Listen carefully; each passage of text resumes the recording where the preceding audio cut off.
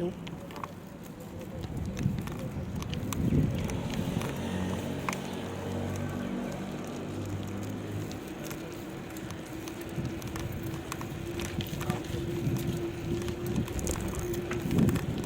Sinabit ko na sa labas ang pambomba ko eh.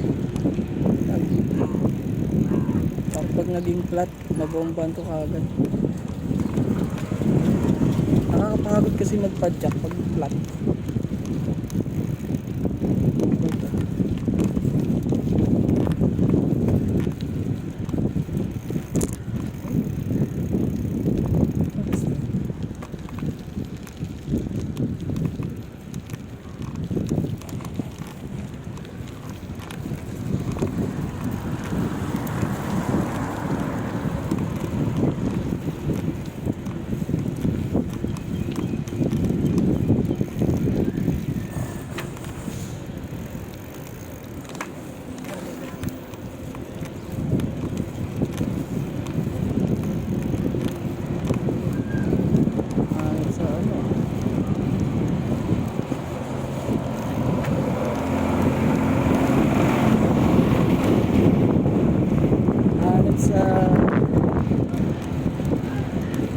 Pagod si tatay ng pagliko pag U-turn.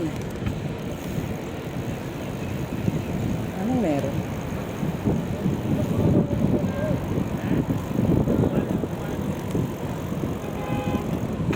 Nakakatawa talaga dito sa bansang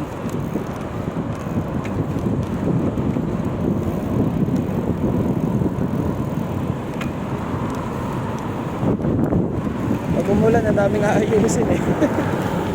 ng mga drainage. Dito naman kasi talaga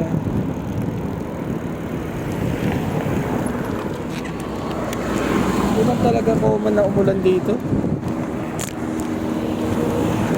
Ayan na yung ano, ayan na yung cause ng ano, ng climate change.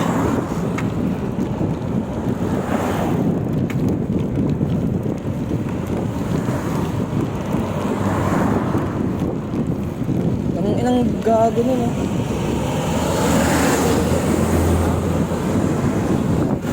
Wala ba talaga tagapagmaneho dito eh. Sumingit sa roundabout. Paano hindi makakauwi? Pag nagip naman, malalakas kasi loob, may insurance eh.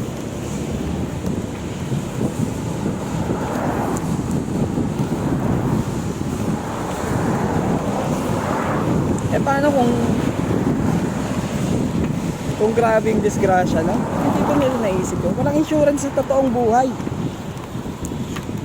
Isa lang buhay natin, no? Kaya dapat nag-iingat silang mga animal sila. Lalo na mga pasikat sa kalsada, yung dapat yung di nabibigyan ng ano, lisensya eh. Yung mga piling mo, luwag-luwag ng kalsada kung magpatakbo, tapos sisingit-singit, overtake kahit naka solid line. Mga bobo ba? At solid line eh, walang overtake, 2 lane lang.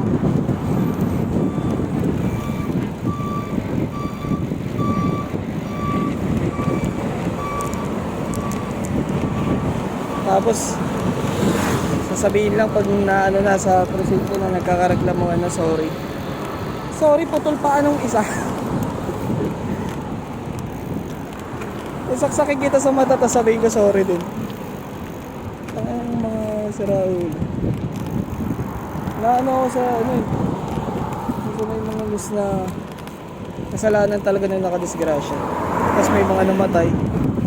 Tapos ang ipapulang yung sabihin sorry, hindi sinasadya. Tapos makikita mo may mga CCTV na nag-ano, na nakakita ng mga pangyayari. Yung takbo eh lampas sa speed limit, tapos sasabihin hindi sinasadya. Gago ka ba? Hindi ka nga sumusunod sa sabihin hindi mo sinasadya.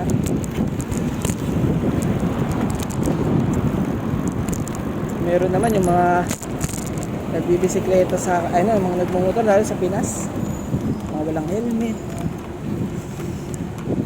bilis magpatakbo, daming angkas.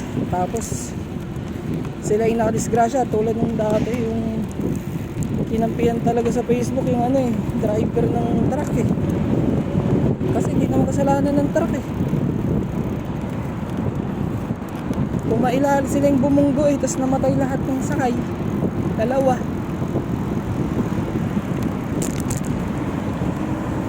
Tapos ang malupit, hindi nakarehistro yung ano. May tumutunog sa bike ko, busit, hindi ko alam kung ano.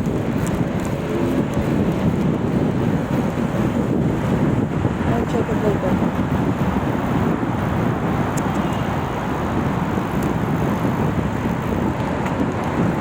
May gitero dito sa ano, sa villa namin. Kaya nanapang ng magandang space yung bike ko. Ano, mga biglang liko. Saan mapupunta? Ano naman ah. Ano na gago?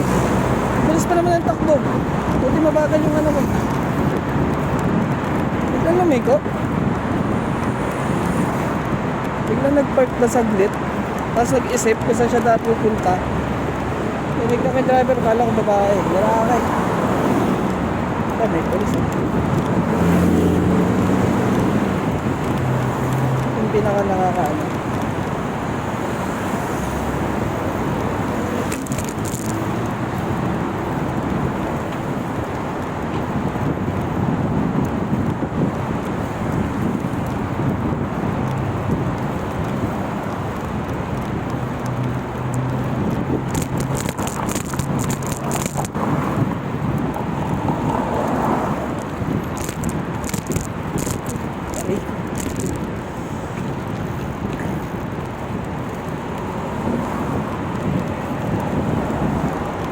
Fish bag.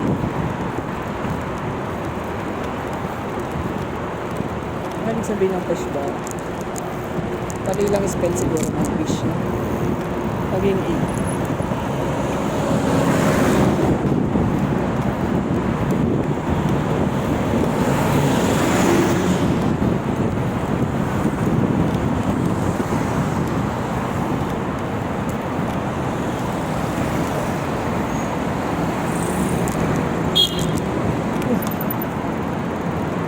Sara ulo, saan pupunta?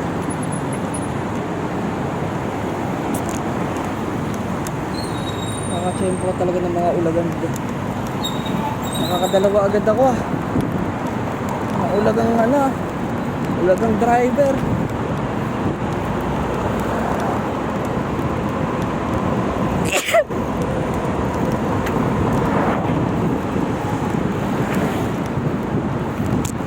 Tayo. Baka pwede sumagpatulad sa polis. Sidewalk, sidewalk. Partner, mabait.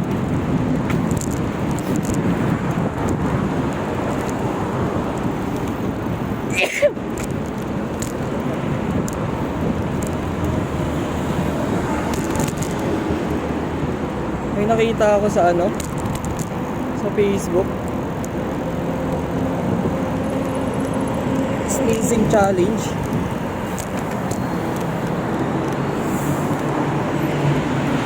Inano niya, bumayang siya na hindi pumipikit. After nung ano, kinabukasan, may mga pumutok na ugat sa mata niya. Puro dugo na. Yung, alam mo yung parang binugbog ka. May red na alam mong dugo sa mata mo. Masama pala yun. Dapat, todo pikit mo talagang mata mo. Tapos naman parang nagkaano siya, tawag dito, malas sa mukha. Kaya pala yung tsura ko pag naglalakad.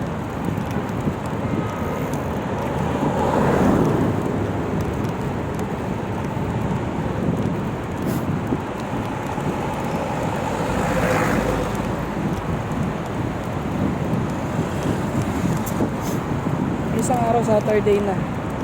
Off ko na naman sa Tuesday, Saturday, Sunday. 3 days na lang. Nakakatawa yung Tuesday. Parang ang bilis ng araw.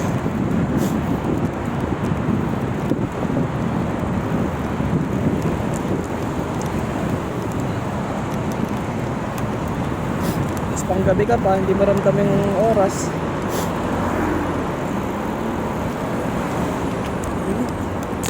Aray.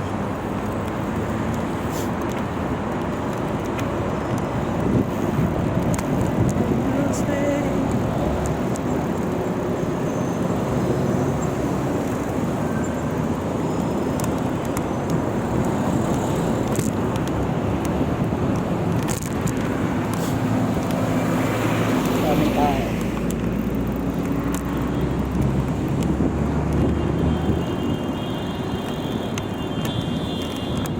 Pins kasi.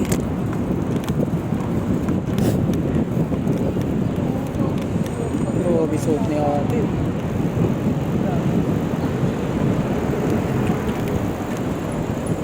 Gumagalaw talaga ito po. Grabe naman suot yan. Sige na, diretso.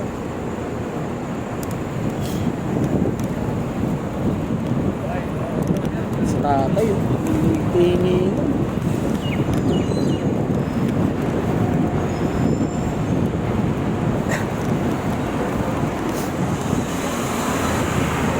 Tingin si tatay kulit eh. Para mo ng apo yan, tay.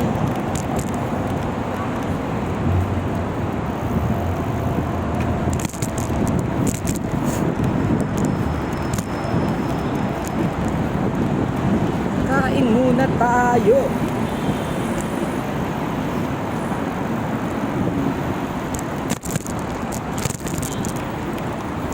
Ito lang pangit pag sobrang tigas naman ng alam mo, ang gulong.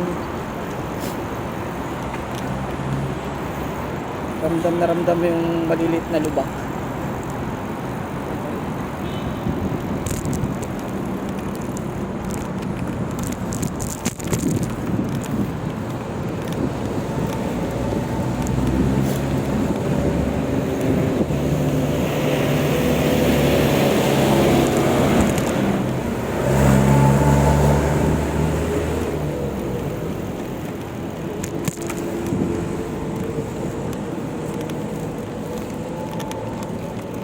LSS na po sa kanta nila ano, ang mag-asawang Agaso. Tangina.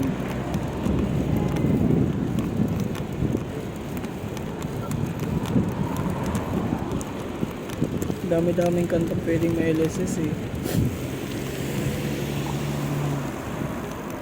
Kinakanta ko siya sa isip ko, siya kanta ng malakas.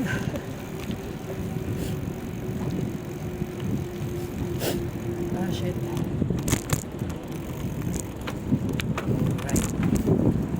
Kain muna tayo. Dito na tayo sa Royal Chef.